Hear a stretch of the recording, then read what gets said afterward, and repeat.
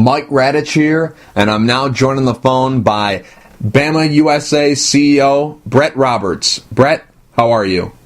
I'm well, thank you. How about yourself? I'm doing good. Brett, before we get to the event coming up on March 28th, BAMMA Bad Beat 12, let's go back to the beginning. Let's go back to even before you started BAMMA USA. Let's go back to before that time. Just curious, what is your background in combat sports? Well, my background in combat sports, I mean, I as a kid, I was training karate and kempo, jiu-jitsu, stuff like that. But my background in the current combat sports is just a fan. You know, I love watching the early days of the UFCs and watching the sport grow. I've never fought professionally in MMA or amateur for that matter. I just I'm a little bit older now. I'm in my 40s, so I just knew that there was no chance or a career for me, because if I were to start, I would have been like 37, 36, and I'm smart enough to know that there's no chance of having a career at that age. Right. Now, why did you start promoting? You know, you've heard the stories, and I've heard the stories about, you know, there's no money in promoting MMA on the regional circuit. There's all these headaches, whether it be fights dropping out, dealing with managers. I'm sure you've heard every story that there possibly is. Why did you decide to start promoting? Well, you know, I got a taste of it early on in 2007, 2008, and then I did my first show in 2009 when I was working for another company. And, you know, I'm a business guy. I've been in business pretty much my entire life. I messed around in minor league baseball for a little bit, but nothing spectacular. But I saw that there was no business in the business of mixed martial arts. There was people who thought they knew how to run businesses, or thought they had an idea of what it was to run a business. But when you take for granted the people that are supporting you, i.e. sponsors, if you will, and you take advantage of those people, well, and you don't provide a service to them or provide what you promised, that's not good business. So I came into the sport dedicating myself to the business side of it and to do good business in mixed martial arts.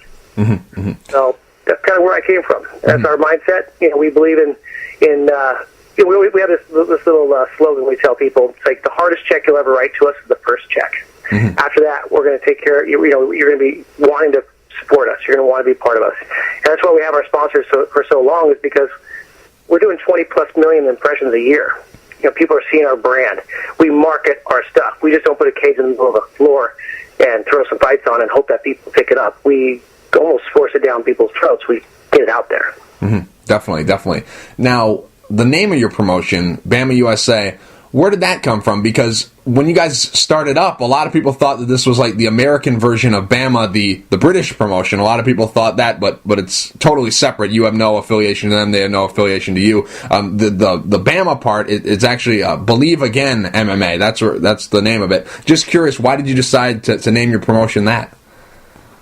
Well, you know, it wasn't really something we had planned. Like I said, I was working for another company prior to, and I had formed an LLC to protect myself because the guys that I was working for were not paying their bills, and I was the only guy that owned property, so I protected myself with an LLC. So if the principals got sued, my property wouldn't be taken from me because of some other higher ups, lack of good decision. So I already had the LLC back in 2008, 2009. In 2009, I turned it into a corporation because it was already set up. So Believe Again in Mixed Martial Arts kind of came around from just the inspiration of Charles Mask Lewis from Tap Out, the founder of Tap Out. Right. You know, I'm a big believer. Everyone knows that. I'm not afraid to hide my faith. I believe in God. I'm a little rough around the edges, you know, but that's how He chose me to be, and I witness people that are rough around the edges, and it works out. But it's just having a belief system in what you do. I mean, work ethics these days are not what they used to be of that. Like the generation of like my dad, or even my own generation. You know, work ethics these days are like, hey, I show up, you should pay me. And that's not right. You got to believe in what you do. You got to put your best foot forward. And you understand that you're going to put a lot more work into something and get less out of it, but it's because you're doing a good job that you'll be successful, and you'll be able to go home, and when you put your head down on the pillow every night, you'll be able to sleep and not have to worry about if you did something wrong before that. So you just believe in yourself and believe in the product that you're selling, whether it's candy bars or MMA fights. Now, for the most part, all the events have been bad beat and then a number. I mean, you've had some events that have not gone with that name for them, but for the most part, you've always had bad beat attached to your events. Where does that name come from?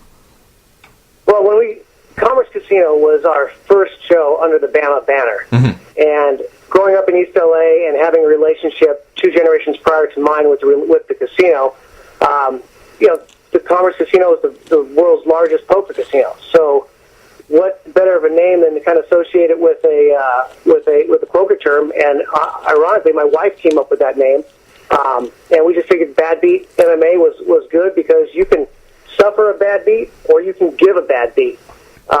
You can go through a great fight, and if you leave it in the hands of the judges and you lose, well, you just suffered a bad beat. Or if you're the guy with great hands, you're knocking people out, you can give a bad beat. So it kind of fit together well with the casino, and it's worked out 11 times, and we're going to continue with it. And that name will only be used if you're at the Commerce Casino. No. Okay. We'll take it out because it's become our high level brand. Okay. In that, no, we're actually we have a show scheduled in June in another casino in Oregon, at Seven Feathers Casino, and we're going to take the Bad Beat name up there and continue it because the name has great notoriety. It warrants what it stands for, and people in MMA know it because we've done so many the shows we've done, and the shows are just getting better and better, and so are the fighters. Okay. Now, when you started BAMMA USA, were you footing the bill right off the bat, or did you go to investors or before you even started doing stuff, lock down some sponsors? Early on, how were you able to get the company off the ground?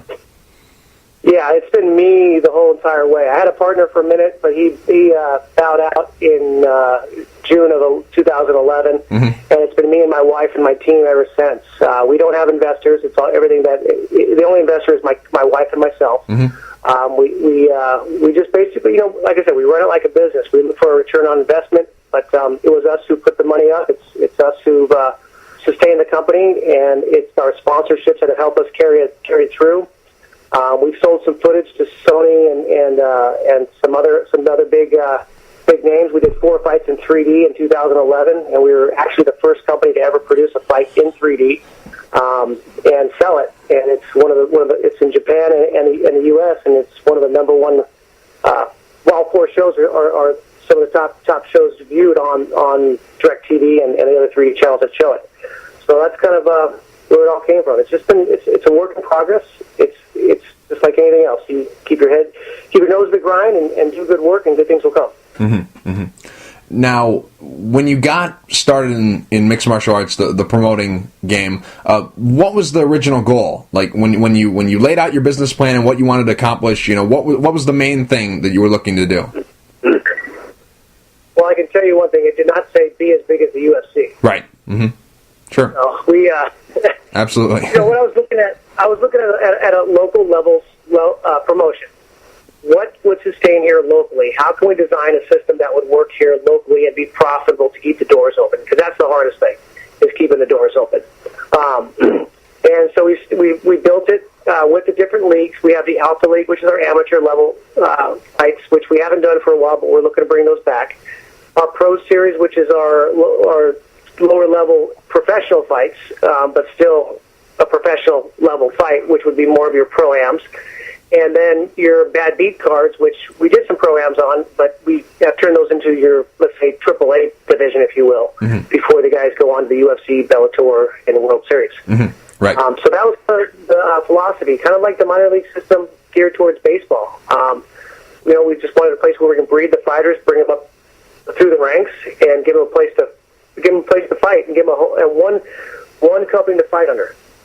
So that was our plan. You touched on it a little bit just then, so I think it's a good time to bring it up now. So many promoters that are promoting on the regional circuit, like you, I like to call your shows like the mid-majors. You're not the UFC, but you're not, pitching a tent in the middle of a parking lot of some bar. I like to call you mid-majors because you have guys who are, maybe one fight away from making to the UFC, or someone who has been there, been to the big show, fallen on hard times and is looking for some place to rebuild. So I like to call shows like your show and a couple others, I like to call them mid-majors. So, but in terms of big shows, like when you say, hey, we're going to try to get a guy into a big show, what are you talking about? Because so many promoters have a different definition of what a big show is. Are you talking about just the UFC? Are you talking about UFC, Bellator, and World Series of Fighting? Are you talking about just the UFC and Bellator? Is it UFC, Bellator, ONE FC? Is it all four of them? You know, when you say we want to get a guy into a big show, what's your definition? Well, the biggest show on the planet right now is the UFC. Right. So that is the goal for the majority of the fighters. Mm-hmm. There's a lot of things changing in the industry, as I'm sure you're aware of. So getting to a bigger show than what we are, you got to know where you stand in business. I can bang on my chest all day and tell you how great we are and all sorts of nonsense, but at the end of the day, you got to understand where you really stand. So getting them to a higher level, a better pay, a better opportunity for them. You know, I had this conversation with a marketing company just last week, and the company was out of St. Louis, Missouri, and we were chatting, and they were really excited to talk to us, and like, man, you got a great show, blah, blah, blah, and, you know, give me a lot of perks, and they were surprised that we weren't at a higher level than what we are. Mm-hmm. And I asked the lady I was speaking with, I said, let me ask you something. You live in St. Louis. Are you a St. Louis Cardinals fan? And she was like, oh, yeah, diehard St. Louis Cardinals, love them through and through, blah, blah, blah. My next question to her was, name their AAA division team. And she hit a wall like, whoa, no idea. Right. She's a fan of the pro, you know, the big league, mm-hmm. and she knows that a lot of the players come up from the AAA level, but she had no idea what the AAA level team was. So that's kind of where we are. We're the AAA team. We're known in the community because we're in the community. We're known somewhat through the community of MMA outside of the local community, but because we're a local brand, that's where we really stand. And you just got to understand. Again, you got to know where you stand in the line of things. You know, I've had conversations with Dana. I've had conversations with guys from World Series, and they love what we do. And we don't try to be bigger than what we are. We just slow and grow. You know. Mm-hmm. Just curious, have you ever been in talks with a sponsor who when they think, well, they're not really educated on the sport and don't really know the business of MMA, and when you go to them and you tell them, you know, their business plan, you know, we're just here, you know, we're trying to groom guys and get them into a big show, or, you know, take guys who have fallen on hard times and rebuild them and then put them back into a big show. When they hear that, do they go, we're not really interested. We want, you know, you to be a competitor. Have you ever been approached by a sponsor who wants you to get in to where, you know, promoters who have been on the regional circuit who try to grow too fast and fall because they can't compete with the you know, the giant that is the UFC? Has a sponsor ever come to you and said, hey, we want you to be bigger? Yeah, we've had that a few times, but it doesn't. The return on investment is not there, and we understand that because, you know, it's being real and knowing where you stand. But yeah, we've had them come to us and offer us, you know, good money, but the money that they're offering, we can go do a big show, but that would be the only show that we can do. And then after that show, if we didn't kill it at the door, you know, it wouldn't make. I mean, you're not going to put 10,000 people in a local arena at this level, you know, unless you have a huge marketing budget, which means you have to have, you know, a huge support system behind you, and then the right fighters for that marketing, and everything trickles down the line.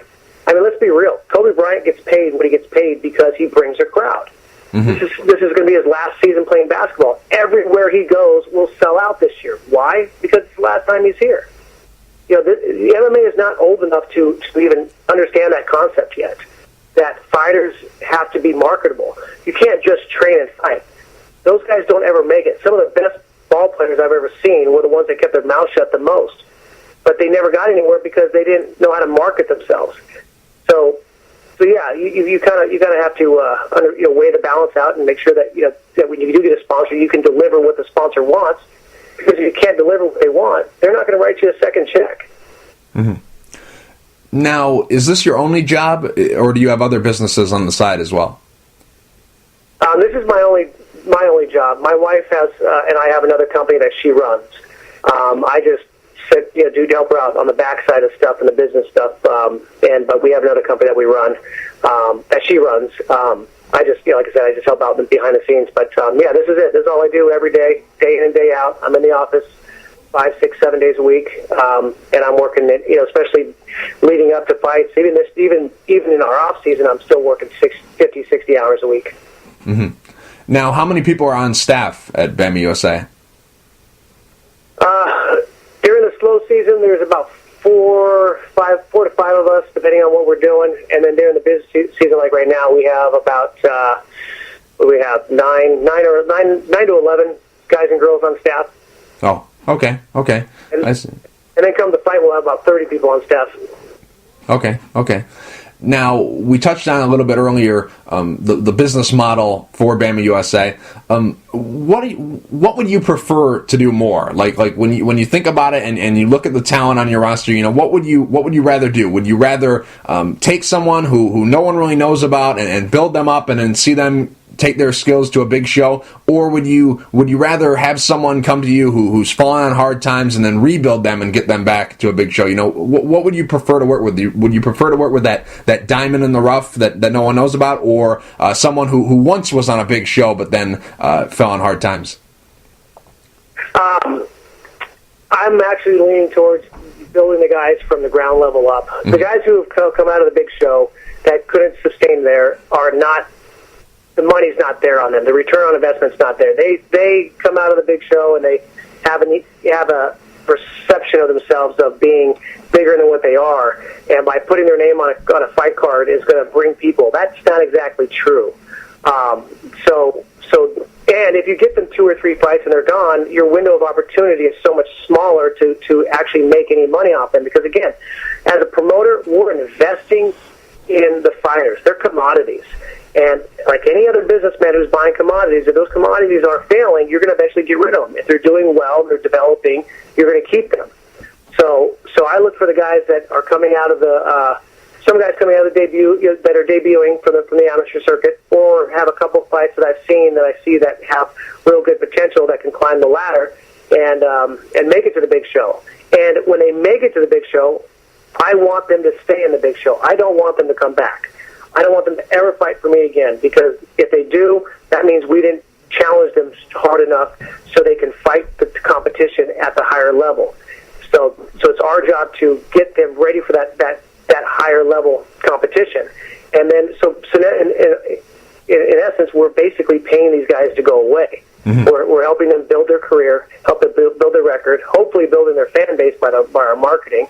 And if they're personal and they're likable enough, they build a good fan base around them, and they go to the UFC, Bellator, World Series, or anywhere else for that matter, and they do well and they stay there. So that's what I'm looking for, is to build these guys up, 5, 6, 7, 8 fights, and then send them on their way. The 1, 2, 3 fight guy that's like, hey, I need a couple fights to get back to the UFC, you ought to be paying me for that fight, because you have an opportunity to get there quicker than the guy who I'm going to pay for 6 or 7 fights.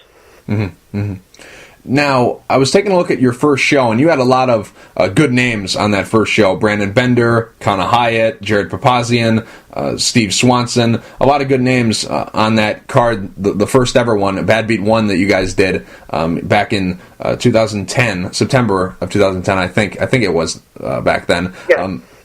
Now, early on, was it difficult to acquire talent, or is just the area you're in, Southern California, is such a hotbed for MMA? Is it something where it was a struggle early to tell people what exactly BAMMA USA is about, or was it just something where you put your cage down in Southern California and people will come to you? Like, could you give us an idea of the difficulty of acquiring talent for that first show?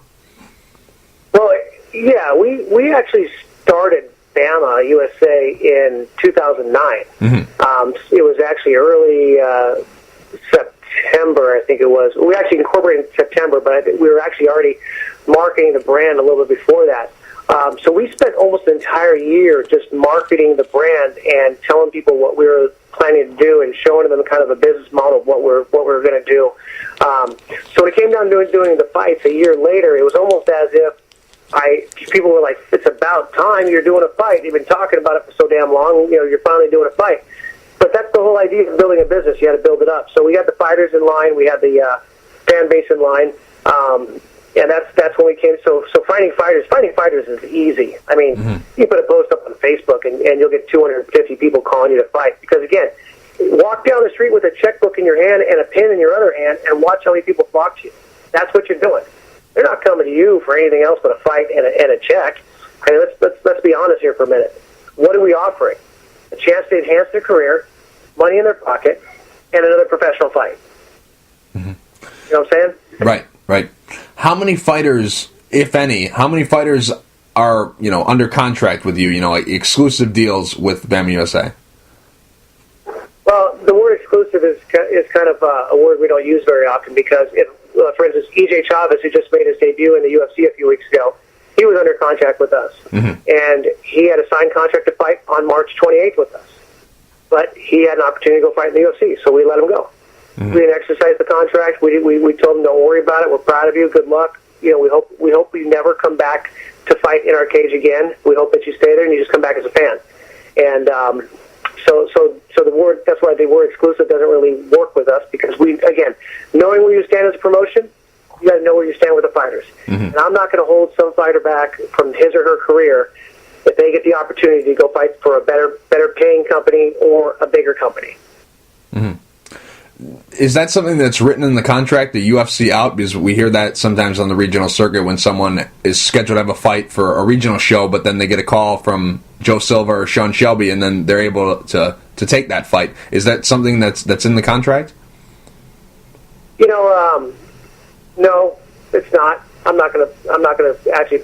No, it's not in there. I'll leave it at that. Is it something that in the future it will be? It's hard to tell what the future's going to be. I mean, I don't have a crystal ball, so it's hard to say. Right. There's always we look at every different thing from a business perspective.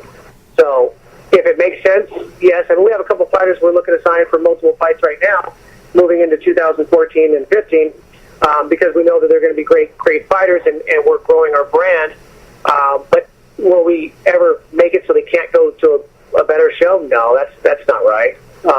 If we're ever at the point where we can compete with somebody like the UFC, which I really, I don't know if we'll ever get there, then things will change. So to use the word ever, no, I'm not going to, I'll say, I can't say it'll never be there or ever be there. Okay. Now moving forward to March 28th, BAMMA Bad Beat 12 from the Commerce Casino. The main event, a very good one, Eric Winston versus Terrion Ware for the first ever bantamweight title for BAMMA USA. Just curious, was there any hesitation about putting this fight for a title in your main event? Because a lot of people out there feel that, Terrion Ware, if he gets a win here, or if Eric Winston gets a win here, they could be, heading to a big show. Was there ever something where you thought that, yes, we'll put the fight on, but for a title, maybe not, because we might lose them? No, I'm not worried about that. It's part of the game. Our belts have warrant. These guys have fought for us numerous times, so they deserve a shot. We've had other 35ers come and go, and they're upset that we didn't have belts for them, but they left too early. Papazian went on Facebook and wanted the winner, but Papazian hasn't made 35 in a while, so I'm not interested in having him fight for the belts. He also fought Terrion Ware a while back, and he beat Terrion Ware, but he came in 7 pounds heavy. So it's not, so the 35 belt that for these two gentlemen are, it's a valid belt. And if they go to the UFC or somewhere else, God bless them, by all means. I mean, we'd love for them to come back and defend their belts a couple times, and, it'll probably happen. I mean, I hope they don't go away right away, because you want to defend your belt a few times to show that you actually deserve it. So, if it happens, it happens. I'm very passive of what happened in the sport, because the sport is still brand new. There's no right or wrong way of doing this yet. It's still the business side of it. We're still all figuring it all out. The UFC's got a great business model. They have some stuff that I agree with, and some things that I don't agree with. Same thing with World Series and Bellator and RFA, for that matter, and anyone else that has an organization. But we've done 12 shows. We're coming up on our 12th show under the Bad Beat brand, and we have 7 or 8 other shows under other brands. So we're doing what works for us, and if the guys keep winning belts and keep moving on to the bigger show, well, guess what? Fighters are going to want to come fight for us more and more, and that's when I'll exercise my opportunity to save money by having them fight for us for less money. You mentioned that you don't have a crystal ball, so you can't really predict the future, but what's your gut feeling here? Do you think that the winner of this fight will get a call to a big show? No, I don't.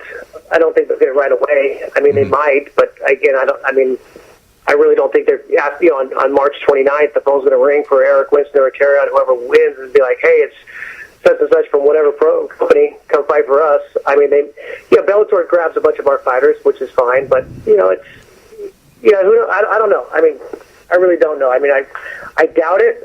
If it happens, good for them. Any professional athlete wants to move up in ranks, so it'd be a great honor for them, and it's a great honor for us that if that was the reason why they got the phone call, great. But, and if it does, I'm not worried about it. We got other 35ers in line, for the belt shot. So we'll just bring in the next guy to contend for it and go from there. Mm-hmm. Now, Chris Beal is fighting in the co-main event of this card. He's 5-0 under the BAMMA USA banner, 7-0 overall. He's still an undefeated fighter, even though he lost in the Ultimate Fighter, but that was an exhibition bout, so he's still undefeated. And a lot of people thought that maybe when you decided to put a belt on the line that he would be competing for it. Just curious, why did you decide to go with Winston and Ware instead of Beal and one of those two? Because Beal's coming back. Mm-hmm. Beal did not make it on the show. If he was the first choice for UFC or Dana White or anyone else, and this may sound mean of me to say, but if he was the first choice for them, he would have got a contract based upon his safe circumstances. He had a broken hand going into the fight he lost. He stayed the whole entire time on the show. He never got another shot to fight for them. And he's coming back. And in all honesty, in October of 2012, when he left, we were his next fight was going to be for a belt fight, but he bounced. He didn't call us, didn't say anything to us. Him and his manager just picked up and left. So when we've shown loyalty and commitment to fighters of that nature, you got 5 fights, I think all in a row for us, and then you just pick up and bounce. You're telling me something. So I'm going to read between the lines, and I'm going to do what I have to do for what's best for my business. See, I've been playing the game what is best for the fighters for the longest time. And now what I'm doing is I'm playing the game what is best for my business. I have a group of people that stand behind me, that believe in my vision and believe in what we're doing, and I've been neglecting those guys and gals for the fighters. Well, the fighters, again, like I said, we're paying them to go away. They're eventually going to move on. We're not going to grow as a promotion as fast as the fighter will in the sport. So now my focus is on keeping the doors open. You want to fight for us? We have the stage, we have the publicity, we have the marketing. You're not going to get paid crazy money. And if you bounce on us, you made that choice to leave. So by you making that choice, you will suffer the consequences that the promotion feels is best fit for the promotion and not the fighter. So, yeah, a lot of people gave me flack for not putting Chris Beal on the card for a title fight, but you haven't fought in my cage for over almost 2 years. Mm-hmm. So, work your way back. You want to come back? Fight these guys. Eric Winston's no joke. Terrion's no joke. Chris Beal's no joke. But Chris Beal doesn't deserve a shot at the title because he left and failed where he went to and then came back. Mm-hmm. That's just my opinion. Mm-hmm. Now, are you guys kind of setting up like a mini tournament here? Is it possible that the winner of Winston and Ware will fight the winner of Beal and Carson? Absolutely. Yeah, we're looking for the 35 belt to be challenged a couple times and to prove that to show that we have some of the top 35ers in the area, and to give these guys the opportunity to simply grow. I mean, who doesn't want a shot at a title, especially if you're fighting on the same card where the same weight has a belt shot. So yeah, I would call it a mini tournament. We just Beal's back. We said, hey, come take a good fight, and he's got a tough opponent, and let's see what happens. I mean, Beal has not had like you said, he hasn't had a real fight yet because he's been gone. He didn't fight for World Series of Fighting when he signed with them. Right. He decided to bounce over to and go for the Ultimate Fighter. He had a couple expedition fights with them. So he hasn't had a sanctioned fight since he fought for us. Mm-hmm. And now it's his chance to get back in the cage, work off the ring rust, because he's going to have some regardless, and handle his business. And if he does well, he'll get a shot at the title. If he doesn't, and Carson surprises everybody, well, then we know where he stands. But again, it's all about testing the will of the fighter and seeing where they stand, because if he can't handle the guys at this level, because our competition has increased terribly since he's been with us.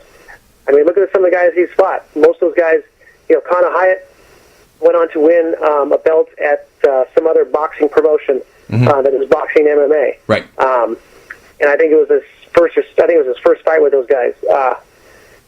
Shad Smith, he's suffered a lot of losses in our cage since he fought Chris Beal.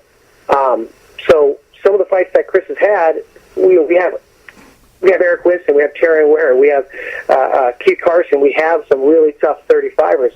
So now it's the competition on our side is better, and Chris is one of those guys that can definitely handle it. But we got to make sure that he could have handled it back then.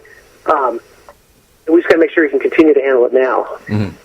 Mm-hmm. One more thing about Chris Beal. The main criticism I see about him is he doesn't have a lot of finishes. I think in 7 fights he only has 1 stoppage in his career. How much does that hurt him? I mean, maybe because he's 5-0, maybe it doesn't hurt. Oh, go ahead. I'm agreeing with you. He doesn't. Yeah. He only has 1 stoppage of all those fights, and I believe that hurts him terribly because you're going 15 minutes with everybody, and 15 minutes is tough to do, but it's also easier to do than 25 minutes. So yeah, I think Chris needs to get some good wins under his belt. He needs to get a good knockout, good submission, something to show that he can finish. I mean, he hasn't finished anybody in our cage, if I remember right. I think his first stoppage was in his 2nd fight. Mm-hmm. Right. Look at Winston. Look at Terry. These guys are finishing fights, and that, in my opinion, is a little bit more deserving of a title shot. And again, I'm hoping. Bill, I'm a fan of Bill. Don't get me wrong. I don't want to sound like I'm negative on Bill. I am a fan of Bill. Love the kid to death. Great kid. But again, we're in a business here, and we're also got to teach some of these young men and women where they really stand in the world of professional sports. Because the professional sports side of MMA is not much different than the professional sports side of all other sports. We've just allowed the persona and the perception of what fighters are to be bigger than what they really are at this level. So, it's going to come down to proving yourself in the cage, proving yourself with the fan base, and then handling your business from there. Mm-hmm. Now, what I was going to say a little bit earlier was about Chris Beal. Regardless of the finishes, just because he left the Ultimate Fighter without making it to the UFC, is that why he's not in a title fight, or does that fact that he doesn't have the stoppages hold him back from getting a title shot? Is it solely based on he left and now he's back that he doesn't get it? It's solely based on the fact that he left. Exactly. Okay. It had nothing to do with anything else. The fact that he left us to go pursue a career in a different direction. It didn't work out for him. He came back. Winston and Ware have been fighting for us since before he left, and it's not fair for me to say, "Oh, thank you, Chris Beal, for coming back and gracing us with your presence. Let's give you a belt shot." When we have 2 other gentlemen working their asses off to get that belt shot. Okay. Now, Aaron Witherspoon, he was supposed to be fighting at 145 pounds, but his opponent fell off the card, and now he's going to be fighting at 155 in a rematch against Nick Reilly. Just curious, why did you decide to put this fight on? Was it just simply because you're running out of time here, the fight's a week away, and Nick Reilly stepped up? Why did you decide to go with him? Yeah, when Jason fell off the card, we had a choice to make. We could either rematch the fight or we can cut the fight. And I'm not one that likes to cut the fights if I don't have to. Aaron was training and has been training, and he did nothing wrong. So if we have the opportunity to keep him fighting, we will. And we put the feelers out, and Nick stepped up right away. Basically said, "Brent, I really want this fight. I've wanted this fight since I lost to him." He just was really, really gung ho about it. He said, "The only problem is with 8 days out, I won't be able to make 45, but I really want this fight." So we called Aaron Witherspoon's manager, talked to him, told him what the situation was. He agreed at 55 it would be easier for him not to make the weight cut. Because Jason and Witherspoon, that's a great opportunity for a contender to fight Chris Coley. Mm-hmm. So right. Chris Coley has been at the belt since August, and he's a worthy opponent. Unfortunately, we don't have a 45-pound fight on this fight card to make it work. But if Aaron and Nick go at it like we expect them to go at it at 55, one of them is going to get a shot to go to the 45 belt if it works out all the same. Mm-hmm. Now, I'm just curious, was Bao Quach, was he considered for this fight? Because I saw him trying to campaign for something online. Was he ever considered Witherspoon versus Quach? You know what? No, he wasn't. I think Bao's a great fighter. He's a pioneer in the sport. Downside is you will not get a shot at my title fighting one time, for a first-time fight with us. You got to come in and earn your way to the belt. It's not something you just go walk in and get. Had Bao wanted to fight Aaron Witherspoon, and I knew about it, it would have happened in a second. I think Bao's a great fighter. But I mean, Bao's got my direct contact number. He's got my cell phone number. If he really wanted, he would have called me directly, and he didn't. So I don't think he was campaigning for the fight heavily enough to even be considered, because we didn't see anything warranting that. Mm-hmm. Okay. Now, you brought up Chris Coley. Oh, go ahead. Did we miss something? I mean, correct me if I'm wrong. I got no problem. If I made a mistake, let me know. I'm a human, so I do make mistakes. Oh, well. You talking about Bao? Yeah, I mean, I just saw it on there. I don't know how serious it was, but I just saw that he was liking some of your stuff, so I thought maybe there was some contact there, because I remember you made a post about Aaron Witherspoon. We're looking for another 45er, and then there was another guy, I can't remember who it was. You mentioned there were two fights that dropped out, and Aaron Witherspoon was one of them. So I thought that Bao Quach, 145. He usually fights at 35, but he hasn't been active in a long time. I think it's been 2 years since he fought. So 145, it would make sense. I saw him liking stuff, and I thought maybe that was it. And so I might have been wrong. I would love for Bao to be on the card. I mean, the guy's a firecracker to watch. I mean, before I ever got into MMA, I was watching Bao Quach fight. Mm-hmm. And it was one of the guys that was really exciting to watch. So. Yeah, I would love. I mean, if that was the case, I would have loved to put that fight together too. But Nick's fought for us a couple times. He's 0-2 in our cage. He just started fighting for us last year. It's unfortunate that he has suffered 2 losses against 2 worthy opponents. But he's got another tough fight in front of him. Like I said, he stepped up right away. It worked out for Aaron and everyone across the board. And in all honesty, I know Nick's going to push about 40, 50 tickets in 8 weeks' time. So why not take the opportunity to get a guy that's already, number one, medically cleared 100% to fight? Don't worry about his medicals. Number two, he's fought for us a couple times already. Number three, he brings some people to the door too to watch him fight. So it was a win-win all the way around. Mm-hmm. Now, you brought up Chris Coley, your featherweight champion. He just lost his last fight. He fought against Papis Martinez up in Tachi Palace. He fought him for their featherweight title. How much does that hurt him with you guys? Or is it just, he fought in a different promotion, it's a different belt, all that stuff? Does it hurt him at all when he comes back to your brand? Or do you just look at it like it was a different show, different thing? I don't think a lot of people will be keeping track of it. It's just, kind of just out there. Doesn't really play too much of a factor with our show. Yeah, it does play a factor to me, because he did step out and go fight for another belt at another promotion, and he lost. He got caught in a submission more than he got beat in a fight. Mm-hmm. Coley has evolved tremendously in our cage, and he's a different fighter than he was when he first fought for us back when he fought Vince Ortiz. So yeah, it does bother me to a certain extent, but I understand the fight game, and I understand the anxiousness that comes along with wanting to fight. And his manager, I don't know if he's still managed by the same guy, but his manager managed both guys, and his manager put both teammates against each other, and it was a decision they all decided to make, and so they, it's a decision they have to live with. I'm not too. I mean, Tachi Palace was around, and then they went away, and then they came back. I don't know how their operation works or anything else of that nature. It doesn't hurt us as a promotion too much. I mean, yeah, our belt holder lost to their belt holder, so it shows, does that mean Chris can hold his weight at 145?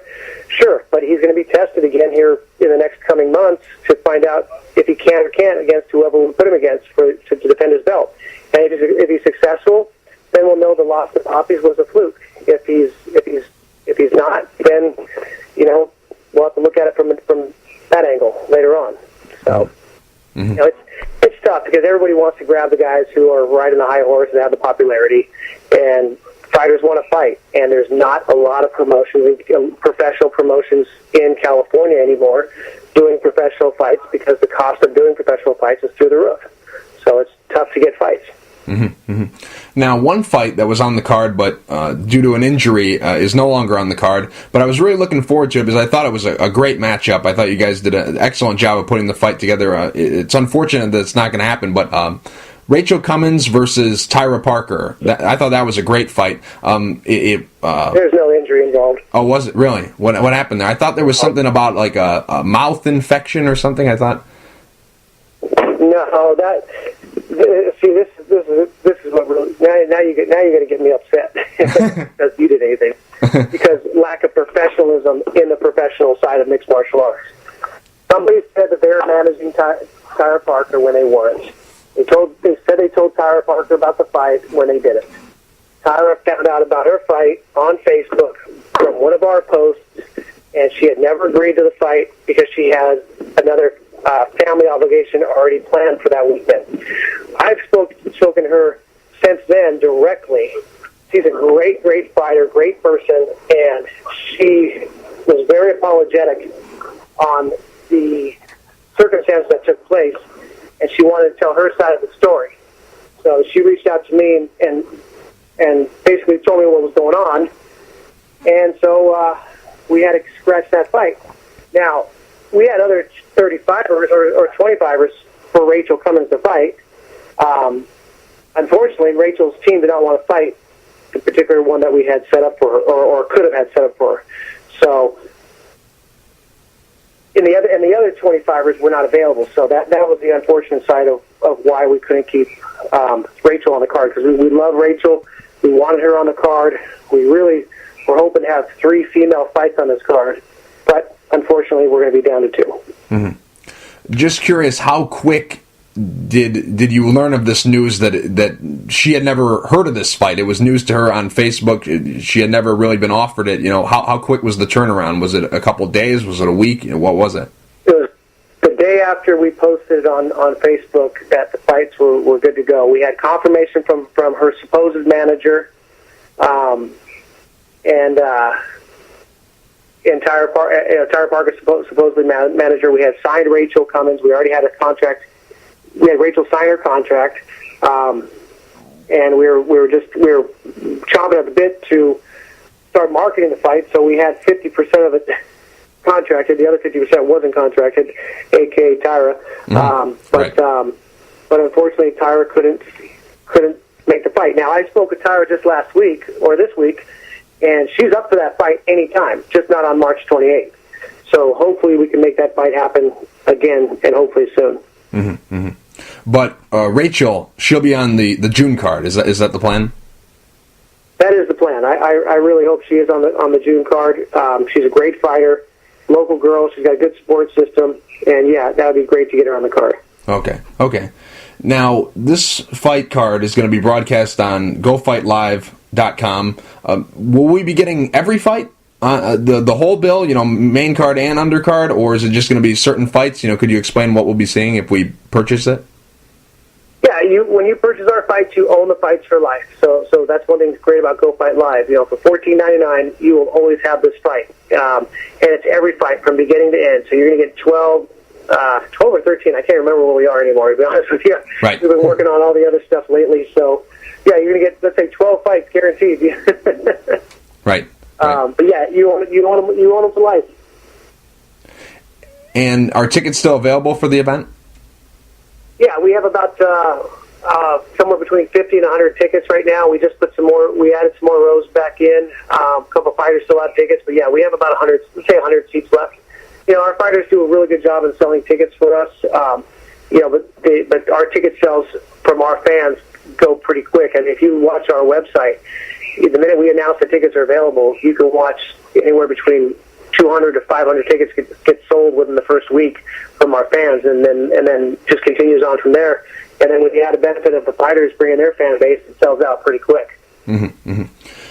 Now, Brett, just a couple more questions. I really appreciate you being so liberal with your time. I know you're a very busy man because you got this fight card coming up in less than a week, so I really appreciate you taking the time. Just a couple more questions here. You got a lot of good names on this card. You know, the main event, a title fight, then you have Chris Beal, Aaron Weatherspoon, Joseph Henley. A lot of good names on this card. What's the fight on this card that not a lot of people are talking about but should be talking about it?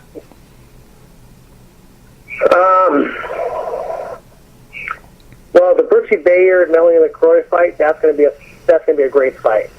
That's our female 135-pound fight. That's going to be fun. Gosh, there's also Greg Parker and Paul Sung. Paul Sung being off for almost 2 years. It's going to he's coming back. He's taking on Greg Parker. That's going to be a great fight. At 125, Benji Gomez and David Duran. Those guys are going to stand there and just beat the piss out of each other. Kyra Batara, Nisha Nazari. There's another fight right there that's going to be a little barn burner. It's I as a fan, I look at this fight card as a local fan. I look at the fight card and it's like, wow. I would if someone called me up and said, hey, 2 or 3 of these names that I just mentioned are fighting the same night. For me, it's a no-brainer. I'm buying a ticket. To have these fighters on my fight card, if you will, I'm honored. This is a great fight card, and that's where the situation going on in professional MMA in California right now benefits a guy like me because I get great fighters all on the same card and make for $60 you can have a seat, and there's no parking, alcohol's very inexpensive, and you're in a very, very nice facility, and you get to watch 12 pretty amazing fights. So you can't go wrong for the money. Mm-hmm, mm-hmm. Now, you mentioned the female fights that you have on this card. Are you guys looking to establish divisions, or are you just looking to put on fun fights, good matchups regardless of weight? If it's at 115, 125, 135, are you looking to establish divisions, or are you just looking to put on exciting fights at whatever weight class it might be in? I'm trying to establish divisions. That is, in the female side, it's going to be very difficult because there's obviously a lot less females, but we are definitely trying to establish divisions.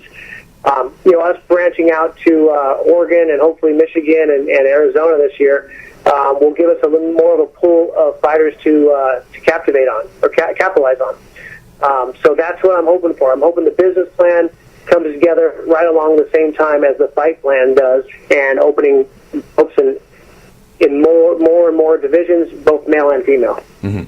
Just curious, how many events are planned for this year? Currently, right now, we have on the books, we have six events planned, and we have another 4 penciled in.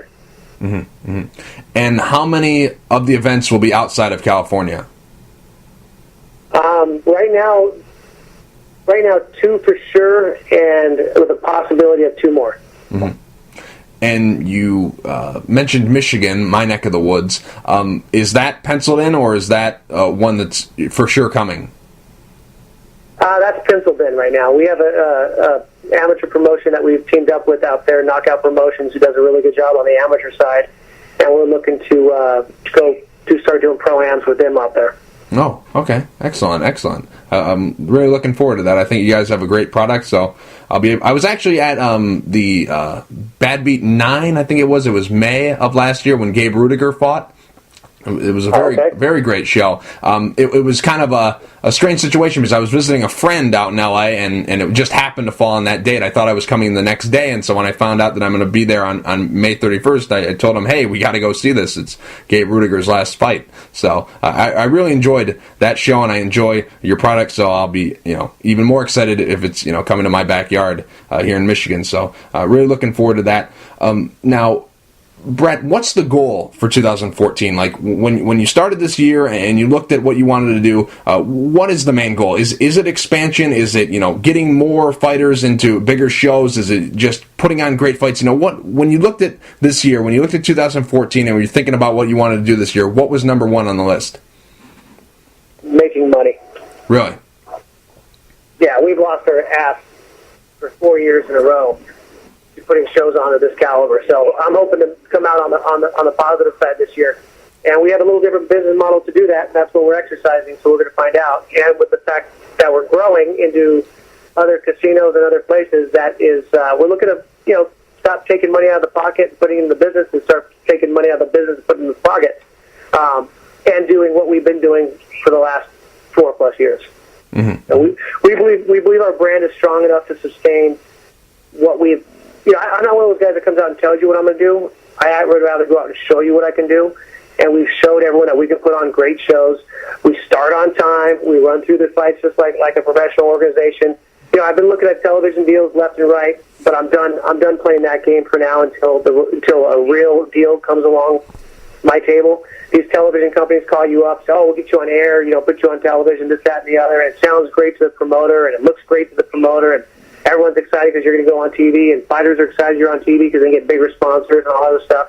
But when you're on TV for free, all it does is ruin your bottom dollar. It just takes money out of the door because people would rather sit their lazy asses at home and watch the fights at home and not come out and support the guys that are working hard both in the cage and outside of the cage. Mm-hmm. So until we get a television deal that makes sense, we're going to stay the course, keep it simple, keep the fights happening, keep our marketing going, and hopefully we'll just continue to grow that way. Mm-hmm, mm-hmm. That was going to be my next question about the TV deal. You don't have to give me an exact dollar amount, but how much money with ticket sales and pay-per-view buy rates and stuff like that, like how much money would you be losing if you decided to go with like an Access TV or some other channel like that? Give us an idea how much money would be lost.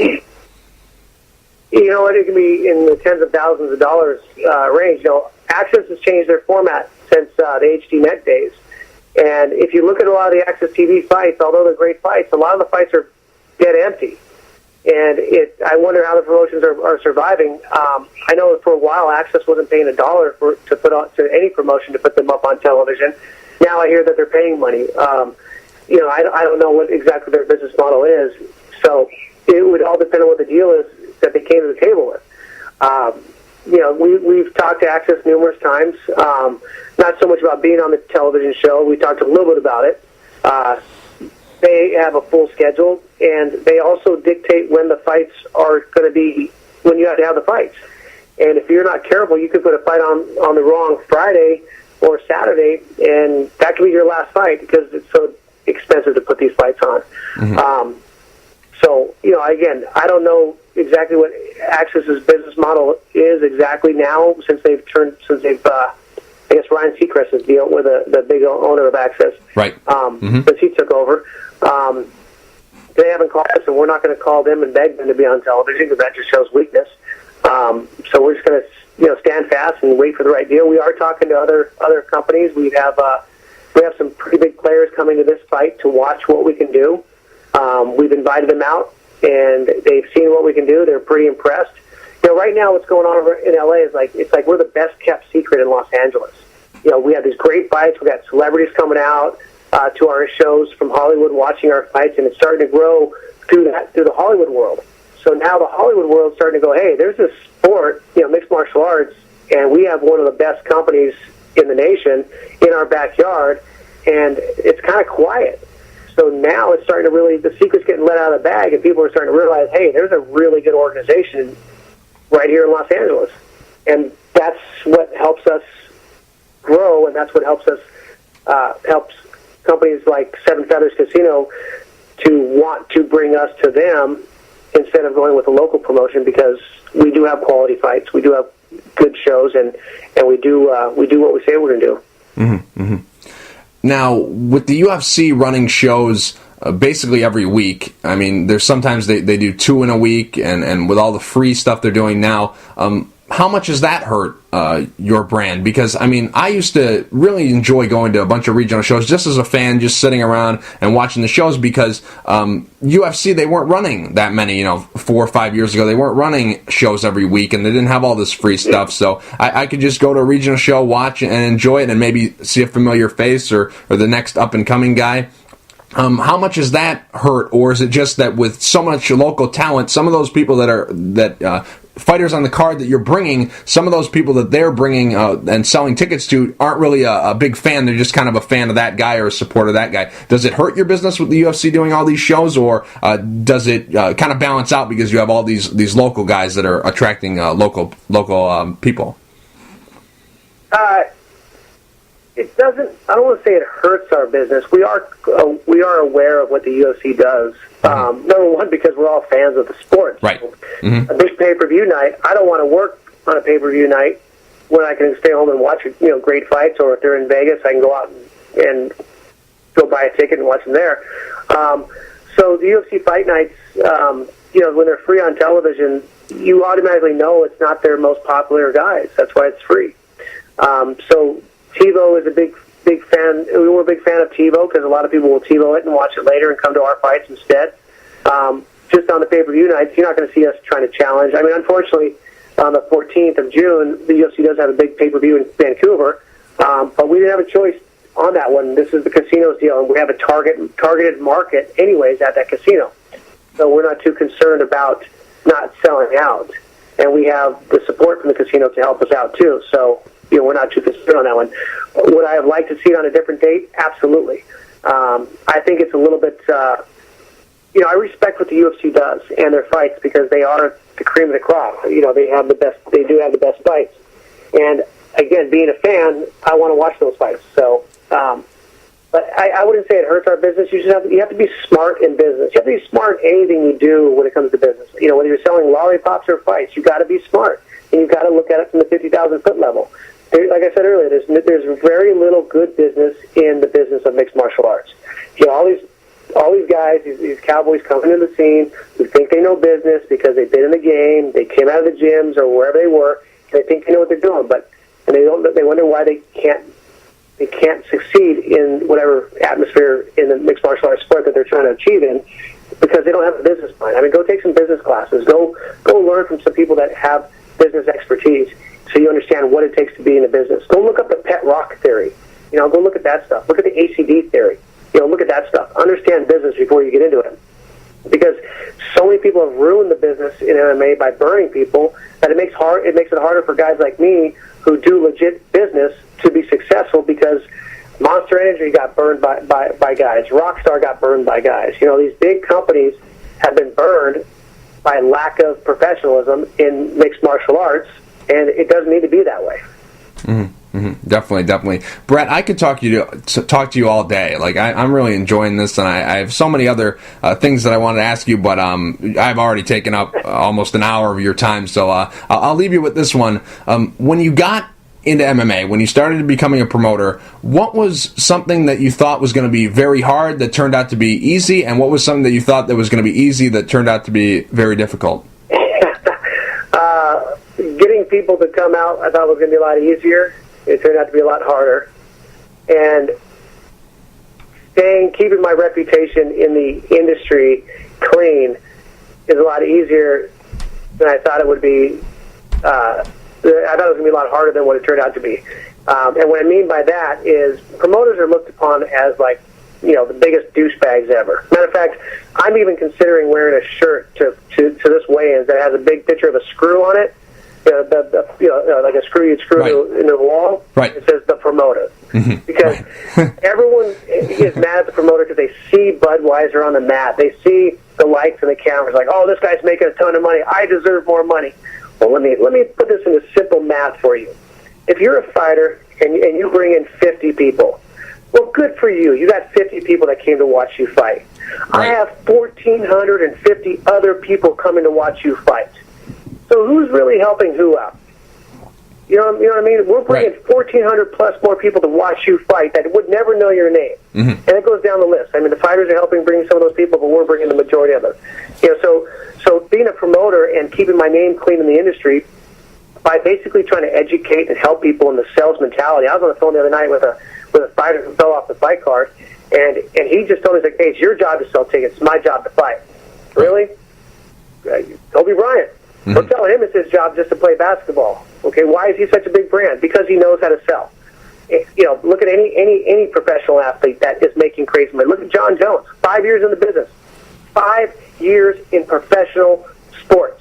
What other sport can you be 5 years in to be at his status? None. Not one other sport. You can't do it in baseball. Can't do it in basketball. Go ask a hockey mom how much money she spent before her kid decided to quit hockey at 19 years old, and how much she spent on hockey lessons and equipment and all that other stuff. It's in the tens of thousands of dollars. MMA is nowhere near that. These guys have an opportunity to get to a professional level in minutes, where every other sport takes years. You will never have this opportunity again because there's nothing else like it out there. You see what I'm saying? And so keeping my reputation in the sport and trying to keep everyone understanding that is what I thought would be a lot harder, but it's turning out now to be a lot easier because people are starting to really understand it. They're seeing the guys that fought in the big shows that come back that didn't make it. They're seeing guys in the big show maintaining another job because they got to sustain a job because even at the UFC level, they're not making crazy money, at certain levels up there. Your Joneses, your St. Pierre's, those guys are different. They're the 1% of the 1%ers. If you don't understand what that means, the 1% of the 1%ers, get out of this sport. Get out of any professional sports because you have no clue what you're into. Know your business before you get into business. That's been easier for me to get across, is helping educate a lot of these guys to understanding where the realistic side of the business of MMA is. Mm-hmm. So, hopefully that answers your question. Oh, definitely. And you brought up a good point. Like, yes, I believe the UFC should be paying the bottom guys on the card a little bit more. I think they could pay them more. But why? But no. Hold on. Let me get to the point I was going to make. But how? Like, all right, yes, there's a lot of great talent out there, but most of the people aren't paying to see the guy who's fighting on the bottom of the card. They're paying to see the John Joneses, the Anderson Silvas, the George St. Pierre's, the Ronda Rouseys. They're paying to see those people. Those guys are just kind of, building themselves up and are a part of the show. They're not really what mainly people are tuning in. And also, the UFC has a ton of money invested into all their events. They're out promoting it everywhere. They're spending all these a bunch of money, and also they have a ton of people on their staff. They must have 150 to 200 people that they have to pay. So they have a lot of overhead on their product. I don't know why a lot of people completely overlook the UFC should just pay more to these fighters when maybe they might not have that. Go ahead. Yeah, they don't understand business. I mean, we do 4 fights at the Commerce Casino. Mm-hmm. Okay, let's say those are the only 4 fights we did. Okay, that's every quarter. Okay, every month we got to pay bills to keep the doors open. Every month we got to keep the website up. We got to pay people to update the website. There's so much involved in running a business that people just don't understand because they have no clue what it takes to run a business. Mm-hmm. I mean, businesses don't just start up and start making money. The UFC lost $20-some million. $44 million. Any money? $44 million when Zuffa took over. Go ahead. Who's there to take that kind of risk? I mean, people want to talk all this nonsense. We got this day of the internet, the super fast tweets and Facebook and all this other social media garbage, and everyone has this persona that it's so easy and you're so high and mighty. But you know what? When you get down to the nuts and bolts, you got to know what it takes to run a business. Businesses don't just start up and make money right away. I mean, if this was a money-making industry, there'd be a lot more promoters out there, but it's not. Right. And people don't understand what it takes. I mean, here, let me give you some simple math real quick. Okay? We got 20, let's say we have 10 fights. That's 20 fighters.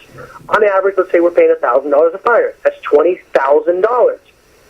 In California, the State Athletic Commission is going to run you about $7,500 total. Okay, plus the insurance, which is going to be another $4,000 to $5,000, depending on how many claims you have. The more you're in business with insurance, the more claims you have, the higher your rates go up. Okay, people don't understand that. Hello, look what's going on with the insurance around the world right now. Insurance is through the roof. You don't think that whole Affordable Care Act is affecting my business? Right. It's affected it tremendously. My rates have skyrocketed 34% this year in insurance alone. So if insurance is, let's just keep the numbers simple. Let's say insurance is $5,000, the commission is $5,000, and the payroll for the fighters alone is $20,000. That's $30,000 you got to bring in before you even do 1 minute of marketing, set up a cage, turn a camera on, set up a light, turn those things on, do anything else in the business. Anything else. You got your $30,000. Where's everyone with $30,000 in their pocket willing to take that risk? There's not a lot of people out there. Right. So when a fighter comes to me and tells me, "Oh, I just need to fight," no, man, you need to bring your fan base. I mean, look at these high school football players that have a bigger following, and they're not even 18 yet, and they have a huge following because they're prospects. These are prospects going to have a chance to go to the bigger show.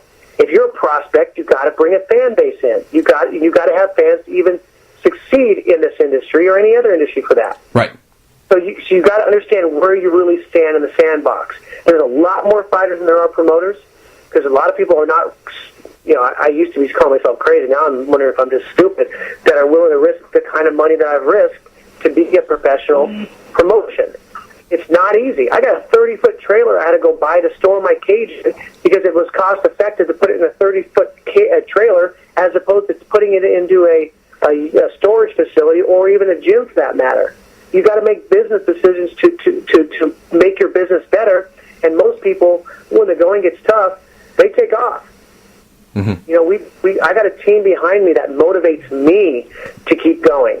The fact that they keep working harder for me keeps me wanting to work harder for them, to keep putting on fights because they believe in our concept. They believe in what we're doing.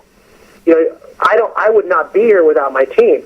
And for a fighter to tell me that, hey, screw you, man, I'm just here to fight, you need to pay me. Well, you know what? Kiss my ass. Okay? Simple as that. Done. I'm done with that nonsense. You want me to pay you to go away? Well, get in the cage and take a fight and bring some fans. Because if you don't have a fan base, you got nothing. Mm-hmm. Nothing. You know what I'm saying? These guys can't walk into a NASCAR race and people recognize who they are because they don't know who they are to begin with. John Jones, you take him out of the environment, you put him in a room full of a couple hundred people that may or may not know the sport, and you're only going to have anywhere between 10 to 20% of those people even know who he is still. Right. We're not there yet. We're 25 years into the business. We're in the infant stages still. Mm-hmm. Mm-hmm. I mean, it might be a little bit harsh, but Bubba McDaniel, he came out and made a tweet about how he, can't live off fighting in the UFC, and I think that's a little bit harsh. If you're in the UFC, it's like the NFL of mixed martial arts. You should be able to have this only be your job, but we shouldn't be talking about every guy on the UFC. If you're the first prelim, you shouldn't be getting 100,000 to show and 100,000 to win. That's just outrageous. The UFC, they don't have some vault somewhere in the world where they can just crack open gold bars and hand them out to everybody. They loot, UFC 151, they took a massive hit. They put in a lot. They put in millions to promote that event, and they got nothing in return. They had to cancel. So people get mad at me when I defend the UFC for not paying these guys a lot, but they have bills to pay. They have, like I mentioned, they have a lot of employees. They have a lot of overhead. They have multiple storage facilities somewhere in the world. They're not flying the UFC. When they do an Australia show, they're not just flying from Vegas to Australia with their cage. They have it stored somewhere down in Australia, and they're paying bills to keep it there. So I don't know. I agree with you. Yep. I agree with you. Let me tell you something. If the UFC had a fighter on the undercard, opening fight, second, third fight of the night, and 10,000 people showed up to watch that fighter on the one of the opening three fights, mm-hmm. I promise you, the next time that guy fought, he would not be on the undercard. Right. Mm-hmm. Absolutely. They don't have that. They don't have that. And when you go to the UFC, you have the price tag to watch the undercard is so much more expensive than the price tag that we're putting on for that person's fight just months before he went to the UFC. So here's your chance to come watch some of the best talented fighters in Southern California for us, fight for us, before they cost you $300 or $400 a ticket. Mm-hmm. Mm-hmm. And you can come to a safe environment. It's open to all ages. We have kids, women, everything coming to our show, celebrities, all that stuff. And we've had one fight outside of our cage in all 20 shows that we've done. And it was the best fight you could have ever asked for. It's Uriah Hall and Jason Mayhem Miller. And we got over a quarter million hits on it. Right. It's the only fight we've ever had outside of the cage. Right. So why wouldn't you want to come to a safe, fun environment, have some drinks? If you don't drink, there's great food. You have a casino right downstairs. You have all of downtown LA 3 or 4 minutes from the casino. You have an opportunity to go do a lot of other stuff, too. I mean, we're creating an environment that the reason why I haven't left the casino is because the casino, number one, is really good to me. I love the Commerce Casino. Mm-hmm. Right. But because we have a fan base that is growing where we can, I can trick my fans if I wanted to and throw an amateur event, especially in California now because they don't look like amateur events. Mm-hmm. I can do an amateur event in California, and half my fans wouldn't even know it was an amateur event because they're just fans of the sport and the brand that we've created. Right. And I mean, here's a great opportunity. But again, the sport is so young that you have to understand where the sport stands in the world of professional sports. We're not the NASCAR. We're not the NBA. We're not football. We're not bigger than the NFL. I think Dana said that they're bigger than the NFL, and I'm sorry, there's no way we're bigger than the NFL. Right. I mean, I think Dana's a great man, and what he's done for the sport has been tremendous. But I mean, even sometimes I think he's got to check his comments, if you will. Again, I'm not 100% sure he said it directly like that, but right. I thought I read something about that. Mm-hmm. I wish we were, because I'd be making a lot more money if we were, and man, I'd be happy as heck if we were getting that kind of fan base. Mm-hmm. Yeah, well, I think he's gone back and forth on it. I think he said that we were bigger than the NFL, but then he said that he was at a Patriots game, and he was in Bob Kraft, the owner of the Patriots, in their suite, and some of Bob Kraft's friends came up to him and asked him, what do you do for a living? He said, I run the UFC, and they're like, what? What is that? And he's like, it's a mixed martial arts league. And they're like, what's that? I've never heard of it. I've never seen it on TV. And he's like, we're on Fox. And they're like, really? When? So I think he's gone back and forth. I think when a big event happens, he says it. But then when he calms down after an event and reflects on some of those stories and some of the things he's heard, I think he goes back on it and says, there's still a lot of growth we need to do. A tremendous amount of growth that we have to do. I've been in environments where you think everyone would know about the sport, and they don't. I mean, the sport is mixed martial arts, and some people still call it UFC. Right. UFC is what is responsible for mixed martial arts. They're the reason why we got sanctioned. They're the reason why it became a sport. If you think about what UFC stands for, the Ultimate Fighting Championship. I mean, that's you look at the old days of the UFC, man. It was no weight classes, no rules, no nothing, and that's the Ultimate Fighter. Now we're at the point where MMA is all about the athlete. It's a mixture of martial arts, and it's exactly what it is. It's mixed martial arts. And athletes with great backgrounds like Ronda with her judo and the other fighters with their arts, they specialize in some areas of specific art, and that's what is their foundation. I mean, look at wrestling making a comeback now in colleges and in high schools. There's more scholarships going to be given out this year for wrestling than there has been in the last 10 years. Why? Because people want to go get a base on wrestling.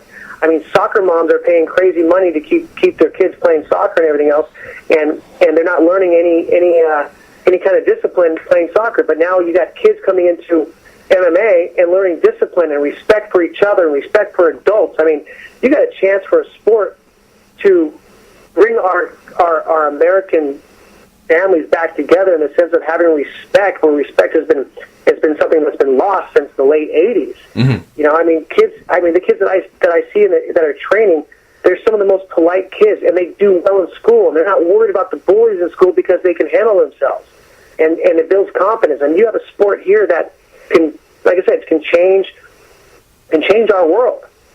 Mm-hmm.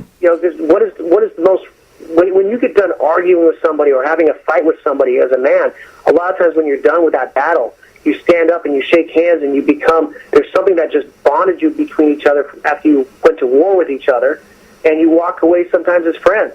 Mm-hmm. There's no other sport like that. I mean, it's amazing what this sport can do. Mm-hmm. Definitely.